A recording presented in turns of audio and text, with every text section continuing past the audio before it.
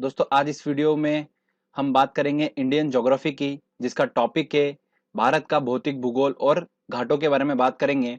मतलब ईस्टर्न घाट और वेस्टर्न घाट, पूर्वी घाट और पश्चिमी घाट को बारे में हम अच्छे से स्टडी करेंगे। दोस्तों वेरी इंपॉर्टेंट टॉपिक है। जनरली जो एग्जाम होती है, स्टेट की एग्जाम होती है चाहे सेंट्रल की एग्जाम होती है, उसमें ये क्वेश्चंस पूछे जाते हैं। ध्यान रखिए दोस्तों, आप इस लेक्चर को अच्छे से समझिए। और एक लास्ट में इंपॉर्टेंट क्वेश्चन आंसर सेट भी लगाया है मैंने, तो उसको भी आप अच्छे से लगाइएगा, जिससे कि इस टॉपिक से अगर क्वेश्चन आता है तो आप उसको आसानी से सॉल्व कर पाएंगे। चलिए फ्रेंड्स, हम वीडियो को स्टार्ट करते हैं और एक एक करके हम समझते हैं चीजों को। भारत की बात करते हैं तो ये एशिया महाद्वीप के दक्षिण में स्थित है। दक्षिण में स्थित होने के कारण इसे दक्षिणी एशियाई देश कहा जाता है। ओके फ्रेंड्स, भारत की बात करते हैं तो भारत का जो क्षेत्रफल है वो है 32,87,263 वर्ग किलोमीटर है। भारत की लंबाई देखें तो उत्तर से दक्षिण की तरफ भारत 3,214 किलोमीटर लंबा है। और चौड़ाई की बात करते हैं तो पूर्व से पश्चिम की तरफ चौड़ाई की बात करते हैं तो 2,933 किलोमीटर चौड़ा है। ठीक है फ्रेंड्स, कुछ इंपॉर्टेंट पॉइंट्स और बता रहा हूं भारत से रिलेटेड में आपको, वो ध्यान रखिएगा, जो कि एग्जाम में पूछ लिए जाते हैं। छोटे छोटे क्वेश्चन होते हैं बट हम अक्सर उनको गलत कर देते हैं, तो आप ध्यान रखिएगा। चलिए मैं आपको बताता हूँ। भारत में 29 राज्य एवं 7 केंद्र शासित प्रदेश हैं। भारत के 7 पड़ोसी देश हैं और भारत की कुल 17 राज्य इन पड़ोसी देशों से जुड़े हुए हैं। ध्यान रखिएगा दोस्तों, पड़ोसी देशों की बात करते हैं तो भारत की जो सीमा है वो सबसे ज्यादा शेयर हो रही है बांग्लादेश के साथ में। ठीक है, तो ये भी क्वेश्चन बनता है। उसके बाद फिर चाइना का नंबर आता है, तो आप थोड़ा ध्यान रखिएगा, बांग्लादेश सबसे ज्यादा भारत की सीमा को शेयर करता है। अगला पॉइंट देखते हैं दोस्तों हम। भारत में 9 राज्य की रेखा समुद्र तट से लगी हुई है। कितने राज्य की? 9 राज्य की। इसमें गुजरात की तट रेखा सबसे ज्यादा है।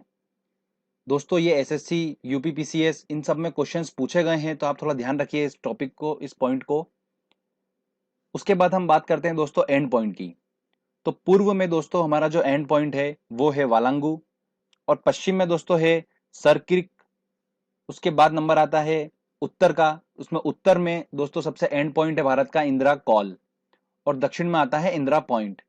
तो ये बहुत ज्यादा इंपॉर्टेंट है। एंड पॉइंट से भी क्वेश्चंस पूछे जाते हैं एग्जाम में, तो ध्यान रखिएगा। पूर्व में है वालांगू, पश्चिम में है सरक्रिक, उत्तर में है इंदिरा कॉल और दक्षिण में है इंदिरा पॉइंट।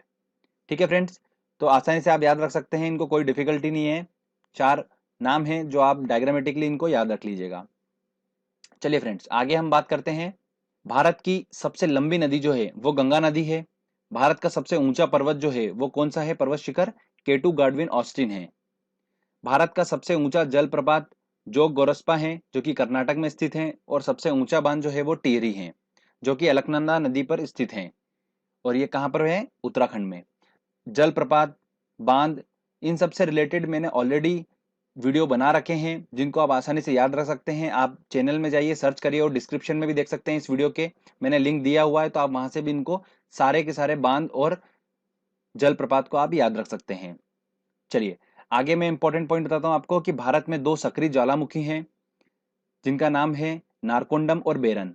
ये दोनों ज्वालामुखी भारत में स्थित हैं, इसके अलावा और कोई ज्वालामुखी स्थित नहीं है।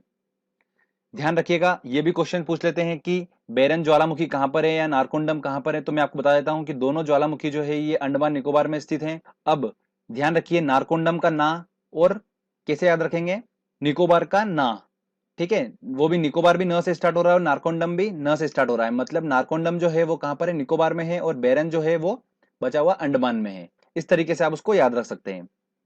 भारत का त्रिपुरा राज्य जो है वो बांग्लादेश से तीनों तरफ से घिरा हुआ है, तो ये भी क्वेश्चंस पूछा गया है। अब बात करते हैं दोस्तों हम भारत के घाट के बारे में, तो एक एक करके समझिए। सबसे पहले हम बात करते हैं पश्चिमी घाट की। तो पश्चिमी घाट दोस्तों चालू होता है गुजरात से लेकर केरल तक का। ये 1600 किलोमीटर का जो तट होता है इसे बोला गया है सह्याद्री पर्वत। क्या बोला गया है? सह्याद्री पर्वत। तो ये बहुत इंपॉर्टेंट है, ध्यान रखिए। इस पश्चिमी तट को, इस पश्चिमी घाट को 3 भागों में बांटा गया है। तो 3 भाग कौन कौन से बांटा गया है, उन सबके स्पेशली नाम है, वो सब एग्जाम में पूछे जाते हैं, तो मैं आपको एक एक करके समझाता हूं। सबसे पहले गुजरात से लेकर गोवा का जो तट है इसे बोला गया है दोस्तों कोंकण तट। क्या बोला गया है? कोंकण तट। फिर गोवा से लेकर कर्नाटक का जो तट आता है उसे बोला गया है केनरा तट। ओके फ्रेंड्स, चलिए आगे कर्नाटक से लेकर जो केरल तक का जो तट होता है इसे बोला गया है दोस्तों मालाबार तट बोला गया है। तो कोंकण तट, केनरा तट, मालाबार तट, ध्यान रखिए आप, ये तीनों बहुत इंपॉर्टेंट है। ये भी पूछ लिया जाता है कि भारत के पश्चिम में उत्तरी तरफ में, उत्तर की तरफ में, तो उत्तरी मतलब सबसे ऊपर आ गया, तो उससे बोला गया है कोंकण तट। इस तरीके से घुमा फिरा के क्वेश्चंस पूछे जाते हैं। चलिए अब बात करते हैं, ये हमने अच्छे से समझा पश्चिमी तट को।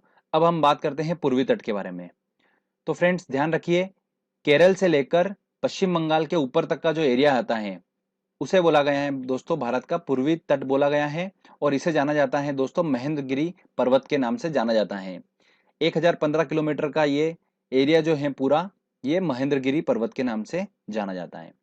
दोस्तों इसको भी 3 भागों में बांटा गया है, एक एक करके मैं आपको बता देता हूँ अच्छे से। केरल से लेकर जो आंध्र प्रदेश का जो तट आता है उसे बोला गया है दोस्तों कोरोमंडल का तट। आंध्र प्रदेश से लेकर पश्चिम बंगाल के तट को बोला गया है डेल्टा क्षेत्र, और उसके ऊपर का जो एरिया है उसे बोला गया है पर्वतीय क्षेत्र। तो इस तरीके से 3 भागों को हमको ध्यान रखना है। ठीक है फ्रेंड्स, चलिए आगे हम बात करते हैं। अब भारत का जो पूर्वी घाट और पश्चिमी घाट जहां पर मिलता है उसे बोला गया है दोस्तों कार्डेमम की पहाड़ियां। इसे अंतिम पहाड़ियां भी बोला गया है भारत की, तो उससे भी ध्यान रखिएगा। पश्चिमी घाट और पूर्वी घाट जहां पर मिलते हैं उसे बोला गया है कार्डेमम की पहाड़ियां। ठीक है, चलिए अब मैंने आपको जो इंपॉर्टेंट पॉइंट्स बता दिए हैं दोस्तों, आप इनको ध्यान रखिए। ये बेसिक बेसिक क्वेश्चंस एग्जाम में पूछ ले जाते हैं, तो मैंने इनको थोड़ा सेपरेट करके आपको बता दिया अच्छे से। अच्छे से स्टडी हमने कर लिया है, तो अब हम क्वेश्चन आंसर सेट लगाते हैं और देखते हैं कि हम कितने क्वेश्चन सॉल्व कर पा रहे हैं। पहला क्वेश्चन है हमारा, भारत में कितने राज्य समुद्री तट रेखा से जुड़े हुए हैं? तो फ्रेंड्स मैंने आपको बताया था 9 राज्य भारत की समुद्री तट रेखा से जुड़े हुए हैं, तो आंसर लगेगा इसका सी। भारत में निम्न में से किस राज्य की समुद्री तटरेखा सबसे लंबी है? तो ऑब्वियस सी बात है गुजरात की सबसे लंबी तटरेखा है। अगला क्वेश्चन है दोस्तों हमारा, निम्न में से किस से कर्क रेखा नहीं गुजरती है? तो फ्रेंड्स अगर आपने वो वीडियो देखा होगा जो मैंने डिस्क्रिप्शन में लिंक दे रखी है कि कर्क रेखा भारत के किन किन राज्यों से अगर गुजरती हैं, उनको याद रखने की मैंने ट्रिक ऑलरेडी बता रखी है, तो आप उसको देख के आसानी से सॉल्व कर पाएंगे। तो दोस्तों उत्तर प्रदेश, मध्य प्रदेश, गुजरात और झारखंड, तो कहां से नहीं गुजरती हैं? उत्तर प्रदेश से नहीं गुजरती हैं, तो इसका आंसर लगेगा ए। चलिए आगे और इंपॉर्टेंट क्वेश्चन देखते हैं हम। भारत का दक्षिण का सबसे दूरस्थ स्थल कौन सा है? मतलब दक्षिण का सबसे एंड पॉइंट कौन सा है? तो दक्षिण में दोस्तों उत्तर में था हमारा इंदिरा कॉल और दक्षिण में था इंदिरा पॉइंट, तो इसका आंसर लगेगा डी आंसर, इंदिरा पॉइंट। इनमें से कौन भारत के साथ सबसे लंबी स्थलीय सीमा बनाता है? तो मैंने आपको बताया था बांग्लादेश सबसे पहले नंबर पे आता है जो कि सबसे ज्यादा सीमा शेयर करता है, तो आ गया आंसर सी। निम्न में से कौन सा एक केंद्र शासित प्रदेश नहीं है? तो उसमें गोवा जो है वो स्टेट है, केंद्र शासित प्रदेश नहीं है, तो इसका आंसर लगेगा ए। अगला क्वेश्चन है हमारा, तमिलनाडु एवं आंध्र प्रदेश के तट को जाना जाता है। तो फ्रेंड्स ऐसा देखिए कि तमिलनाडु और आंध्र प्रदेश ये आ गया हमारा दोस्तों पूर्वी घाट पे। अब पूर्वी घाट पे दोस्तों मैंने आपको बताया था केरल से लेकर आंध्र प्रदेश तक का जो तट था उसे क्या बोला गया है? कोरोमंडल का तट, तो इसका आंसर लगेगा ए आंसर। पूर्वी तट मैदान का एक अन्य नाम है? तो कोरोमंडल तटीय मैदान, गुजरात मैदान, कोंकण तटीय मैदान, मालाबार। देखो कोंकण मालाबार तो आ गया पश्चिम में, गुजरात भी आ गया पश्चिम में, तो कोरोमंडल तटीय मैदान हमको पता है, तो आंसर लगेगा इसका सी। भारत के पश्चिमी तट का उत्तरी भाग जाना जाता है? तो पश्चिमी तट का उत्तरी भाग जाना जाता है दोस्तों किस नाम से? कोंकण तट के नाम से जाना जाता है।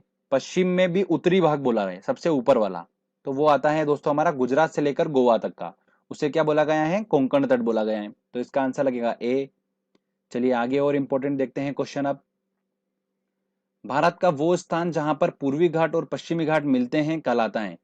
उसे क्या बोला जाता है दोस्तों? कार्डेमम की पहाड़ियां बोला जाता है, तो आंसर लगेगा डी, इसका बी आंसर होगा। इन्हें भारत की अंतिम पहाड़ियां भी बोला जाता है, मैंने आपको बताया था।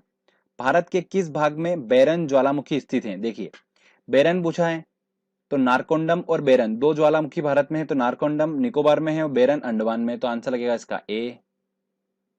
कौन सा राज्य 3 तरफ से बांग्लादेश से घिरा हुआ है? तो त्रिपुरा राज्य जो है वो बांग्लादेश से 3 तरफ से घिरा हुआ है। तो इस तरीके से दोस्तों ये बेसिक था, हमने बेसिक अच्छे से समझा इसको ज्योग्राफी का। आप इसको अच्छे से स्टडी करिए और क्वेश्चन आंसर सेट लगाइए, आप आसानी से सॉल्व कर पाएंगे। इसके बाद जो लेक्चर आएगा दोस्तों हमारा वो आएगा भारत की पर्वत के बारे में आएगा और भारत के पठारों के बारे में आएगा। तो स्टेप बाय स्टेप हम इसको अच्छे से कंप्लीट करते जाएंगे और क्वेश्चन आंसर सेट लगाते जाएंगे। जिससे कि आने वाली एग्जाम में हम आसानी से क्वेश्चन सॉल्व कर पाएंगे। फ्रेंड्स, अगर आपको ये वीडियो अच्छा लगा है तो जल्दी से इस वीडियो को लाइक कर दीजिए, दोस्तों के साथ शेयर करिए और चैनल को जरूर सब्सक्राइब कर दीजिए। Thank you.